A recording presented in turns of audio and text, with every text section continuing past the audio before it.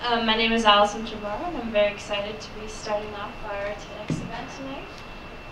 So we'll get started.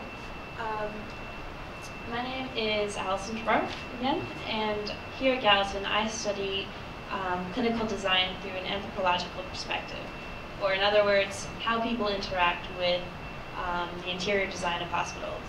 So yes, so today I would like to talk to you about patient empowerment, or how we can reimagine the patient experience in the U.S. medical landscape.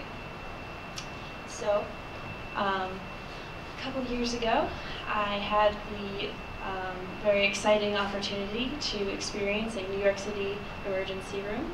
And here's a picture of St. Vincent's Hospital, which is now closed, but located in Greenwich Village. And I was there because I rather embarrassingly fainted during a class. So once I got there, as you can see, the beds are rather close together, and really the only thing separating me from the people on either side was about a couple feet, very thin curtain, and a desperate desire to greatly reduce my sense of smell and hearing. So they also gave me a paper bag to put my belongings in once I changed into my hospital gown and slippers. And I didn't really think much of it because my dad met me, and I wasn't really concerned with what happened to my belongings. But it's until this woman came in with a number of plastic bags and complaining of hip pain, and she was unaccompanied. So she increasingly got more vocal in her opposition to be separated from her belongings in order to get an x-ray. So much so that she would rather leave than receive treatment for her pain. So in this instance, something as simple as a design intervention like a patient-controlled locker that could be attached to the bottom of the ER bed could alleviate this kind of tension.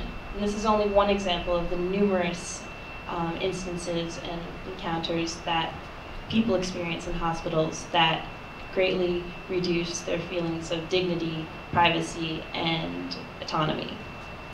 So back to this hospital bed. If there's a patient-controlled locker on it, this woman could regain some control over her situation.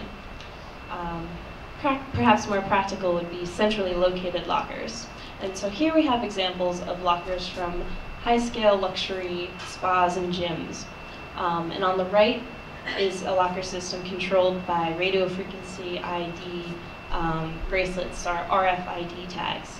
And this is technology that's already being used in hospitals, in hospital bracelets and handheld devices for doctors to instantly recover patient medical records. So perhaps this technology could be used to control the locking and unlocking of patient-controlled lockers, either bedside or centrally located.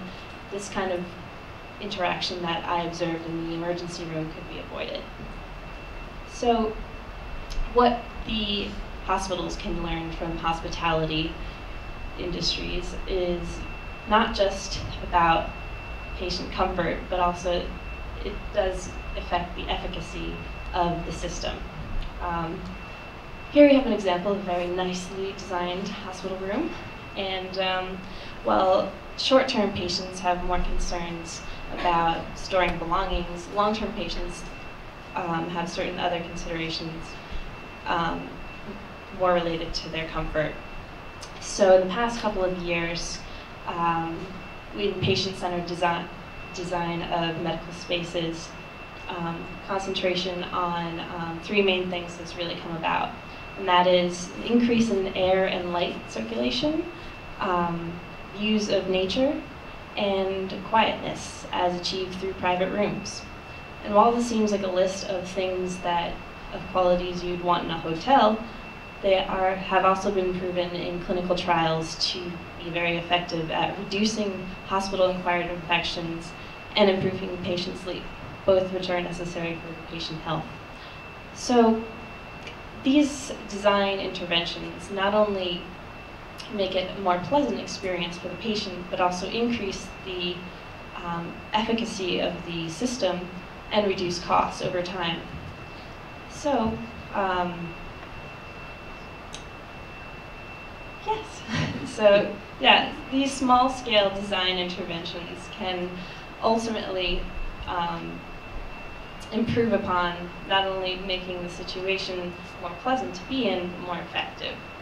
So, what it could also ultimately lead to is also the shift from considering what it means to go to a medical facility, not just to treat an illness, but to promote wellness.